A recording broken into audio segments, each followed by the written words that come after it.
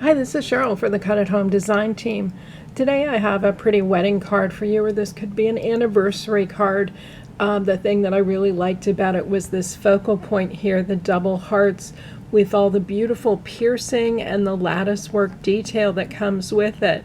Now that sort of puts this die in the category of being a little bit intricate, which means sometimes there's problems cutting those. Although this one is not bad by any stretch of the imagination. This is a JoyCrafts die. They say it's on the front that it's a wedding die. I think it's perfect for anniversaries as well, and Valentine's Day and the like. It's called Hearts. It's very, very pretty though. But it's a set of two dies. The one die is this sort of outliney die that cuts the entire shape, so the entire heart shape that you see here is cut by this die. And then the center piece doesn't cut the outer shape, but it gives you the beautiful piercing and lattice detail. So these two work together to produce that white heart that you see here. Now the black background that you see immediately behind that, I achieved that by just simply cutting using this die. I didn't want the detail or need it because I just wanted that as a backer for my white heart. When I laid my white heart on the card, I just thought it disappeared into those polka dots, and I really wanted that part to show because that is my focal point. It's a beautiful, beautiful piece. So in any event, let me just quickly review with you the different things that you can try if you're having difficulty with one of the intricate dies. One of the first problems that people have sometimes is that the paper sticks in the die. And that could easily happen. It wasn't a problem with this particular die. The paper seemed to eject really well. But if that's an issue for you, then you're just going to put a piece of wax paper between the die itself, the cutting edge of the die, and the paper that you're cutting from. Very, very simple process. That will take care of it. So that takes care of one problem where the paper sticks in the die and you end up ripping it to get it out and that sort of thing. Otherwise, you're just going to build a normal sandwich and try out your die as you normally would. So I've got my Sizzix. I'm working with my Sizzix Big Shot today. This won't be exactly the same for other machines, but it's pretty similar. Just look at similar sandwiches based on the Big Shot and you'll get there. So I start with my multi-purpose platform. I'm going to put one of the clear plates on top of that, the paper that I'm going to cut, and then I'm going to put my dies on top of this. And again, it's two set die, so I'm going to have to stack these, making sure the cutting side is down on both of them.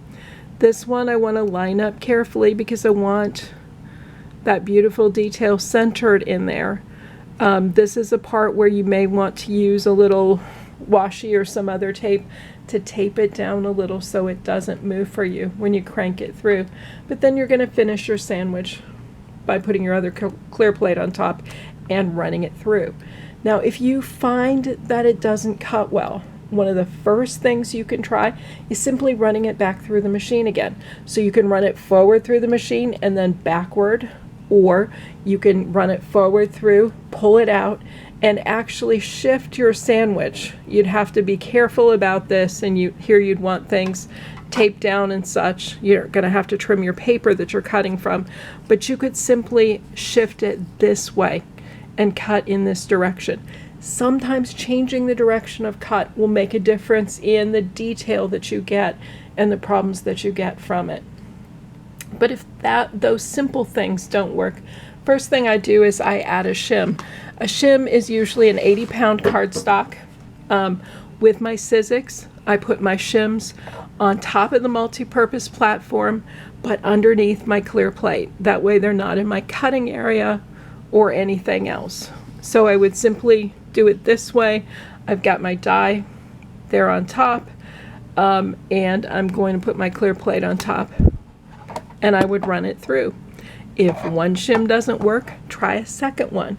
You need to stop when you're having trouble cranking through your machine. That's too much.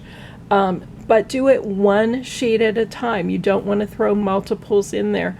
So with mine cutting out this particular heart, All I really needed to do was place that one shim on top of my multi-purpose platform, and I cranked it forward and backwards, and I was good to go. It cut perfectly for me.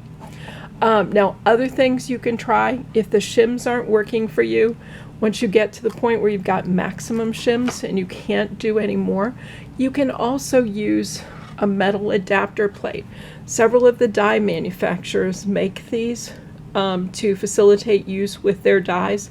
This one happens to be one from Cottage Cuts, and I'll put the information on my blog post if you want to look at this. But this metal plate will sometimes help to cut those very intricate dies.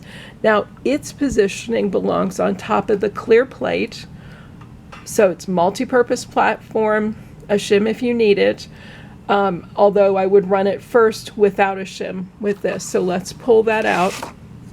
So multi-purpose platform, clear plate, metal shim.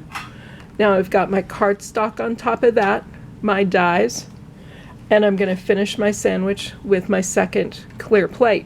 Now you can also use the wax paper with this if you need to eject the paper easier and that sort of thing. But this is what I'll try through. If nothing else works, usually it's the metal plate. Sometimes it's the metal plate and repositioning the die, so rotating it from being this way to this way the second time you run it through the machine. So intricate dies always work. They just do. You have to find what's right with your machine.